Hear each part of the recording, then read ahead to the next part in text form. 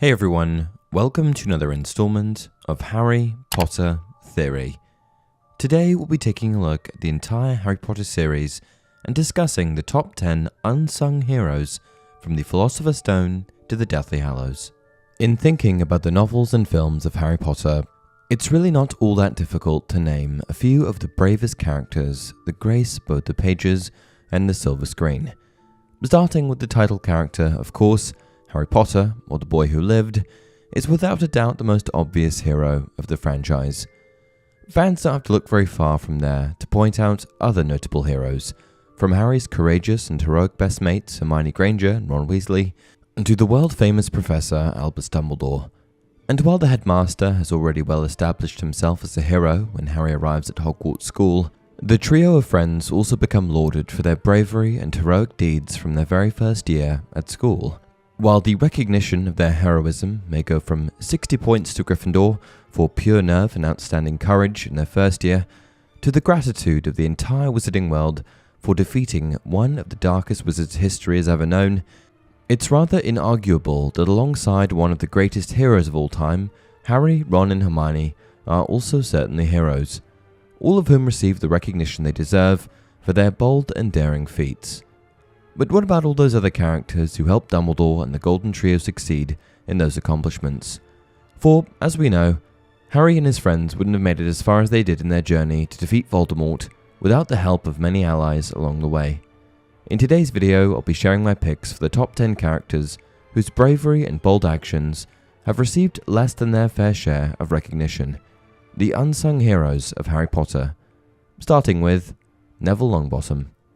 While Neville Longbottom's placement in Gryffindor may have seemed like a mistake in his first few years at Hogwarts, the boy more than made up for his inabilities and lack of courage later on in this series. After all, Neville was the other young wizard who Professor Sybil Trelawney's prophecy could have been about, and as he matured, his actions certainly indicated that if he had been the chosen one instead of Harry, he would have been up for the challenge. Primarily, the way he assumed leadership of Dumbledore's army after Harry left school, continuing to resist the Death Eaters and teach his fellow students defense against the dark arts, as well as his integral role in defeating Voldemort by beheading Nagini, showed just how courageous this young wizard was in the end. And while his acts of bravery are noted in this series, I think that his humble beginnings as a bit of a failure have overshadowed the fact that Neville was indeed a true hero. Dobby the House Elf. When Dobby the House Elf died, it was one of the, if not the most upsetting deaths of the series.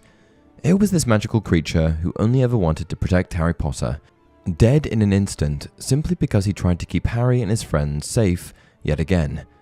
While some of Dobby's efforts to help Harry over the years were a little ill-advised, like when he purposefully performed a hover charm over the summer holidays in order to get Harry expelled, more often than not, Dobby's actions were incredibly brave and heroic. And although Harry ensured that Dobby received a proper burial after his death, not much else was done to recognize the actions of this courageous house elf. Remus Lupin. Although Remus Lupin was arguably the most modest of the four Marauders, which included James Potter, Sirius Black, and Peter Pettigrew, he was also just as heroic as his friends. I mean, obviously not that literal rat, Peter, but certainly James and Sirius. And yet, both Harry's father and godfather get the majority of the praise when it comes to this group of wizards. And while I certainly would never suggest that James and Sirius didn't deserve the recognition they got, I do think it's worth pointing out that Remus deserves some admiration for all the ways he was a hero too. For example, without Lupin, Harry wouldn't have learned how to effectively cast a Patronus charm and been able to defeat a group of Dementors in his third year at school. Instead, Harry would have died. Remus was also an important member of both the First and Second Order of the Phoenix, and sacrificed his life in the Battle of Hogwarts while fighting to defeat Lord Voldemort. Professor Minerva McGonagall. Minerva McGonagall may have been one of the strictest professors at Hogwarts while Harry attended school there, but she was also one of the bravest. On multiple occasions, when there was trouble, there was Professor McGonagall fighting for what was right.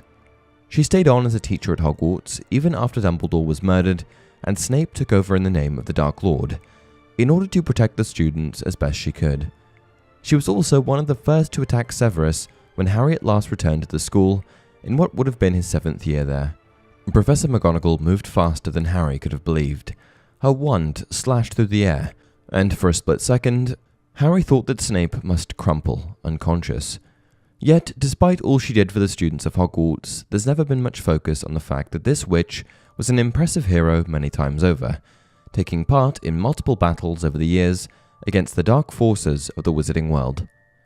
Luna Lovegood. Yet another character whose brave deeds seem to have been undermined by her reputation is Luna Lovegood. Referred to by many of her peers as Loony Lovegood, Luna was often thought of as an eccentric witch who was only good for a laugh at her own expense. And yet, Luna was actually one of the bravest witches in the entire series.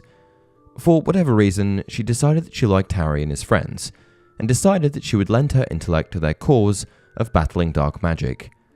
While you may not think it all that strange that she chose to befriend Harry, Ron, and Hermione, remember that Luna was not a Gryffindor, but a Ravenclaw, meaning that she would have had to go out of her way to support and befriend the trio. After becoming friends, Luna remained ever loyal to Harry and the cause of defeating Voldemort, putting herself in harm's way on more than one occasion in order to do what was right. Firenze the Centaur.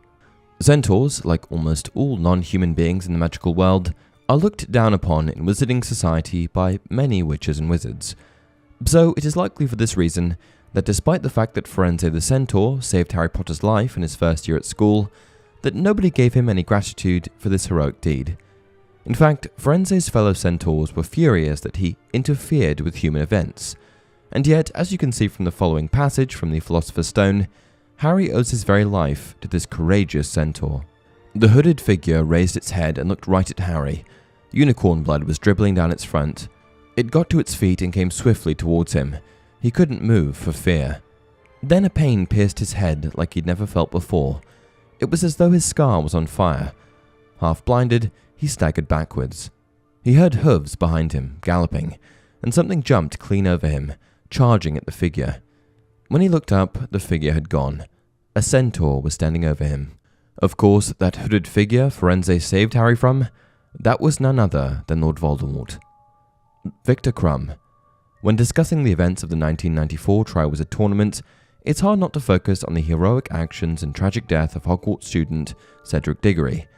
And yet, there were other champions in those challenges who performed just as courageously as Cedric, and I'm not talking about Harry. Once again, this lapse in naming Victor one of the heroes of the Goblet of Fire may be because Ron and Harry thought it possible that Krum was a dark wizard for a portion of the school year, not to mention the fact that he performed the Cruciatus Curse on other champions during the final task, even though he only did that while under the Imperius Curse himself. Still, it's inarguable that Krum performed heroically during the tournament, followed by the assistance he gave the trio later in the series, helping Harry, Ron and Hermione identify the symbol of the Deathly Hallows as being connected to Garrick Grindelwald, which greatly helped them in their search for Horcruxes and in understanding how to defeat Voldemort. Garrick Ollivander.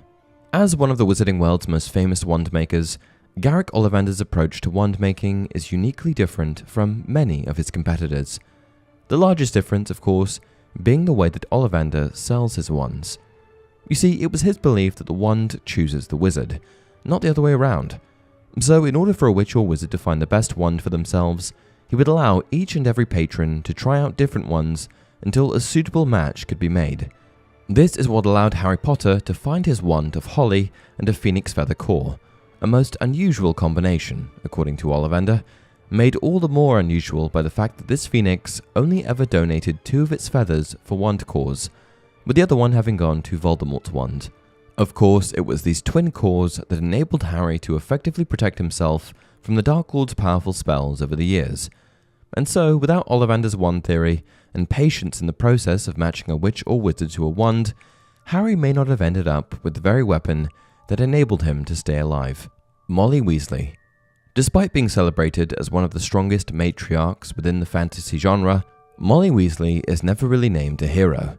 And yet, among other accomplishments, she is the witch responsible for taking out one of the most powerful and evil witches of modern times, Bellatrix Lestrange. Bellatrix was, of course, one of Voldemort's most loyal Death Eaters, and was responsible for the deaths of many good men and women. For example, it was she who cast the final curse at Sirius Black, her own cousin, sending him tumbling through the veil, never to return to the land of the living. She was also one of the Death Eaters who tortured the Longbottoms to the point of insanity, not to mention the fact that she was the one who murdered Dobby. So you'd think that the person responsible for getting rid of her, Molly, would have been given a little bit of credit. Professor Severus Snape. As Harry comes to know in the final installment of the series, Severus Snape had been operating as a double agent for most of his adult life, with his true allegiance lying with Dumbledore and the Order of the Phoenix. Of course, at times Snape was required to commit terrible acts in order to continue to fool Voldemort into thinking he was still a loyal Death Eater. However, the majority of his actions were undoubtedly in support of defeating the Dark Lord. And while his motivations may have been entirely fueled by his unrequited love for Lily Potter, it's hard to argue with the fact that he was indeed rather heroic. After all, he killed Dumbledore at Albus's own request, to save him from dying a feeble death and to protect Draco Malfoy from having to commit the deed. He also saved Harry's life on more than one occasion, from sabotaging Professor Quirrell's attempt to knock him off his broom, to placing the Sword of Gryffindor within his reach. Yet, despite all this, he's only ever really been deemed an anti-hero. And with that, we've come to the end of another video. What did you think? Did I miss any characters that you think are unsung heroes?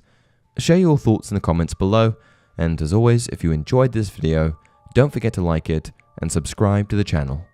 Also, be sure to check out the content on Spotify, as well as extra content on my second channel, Harry Potter Theory Extra.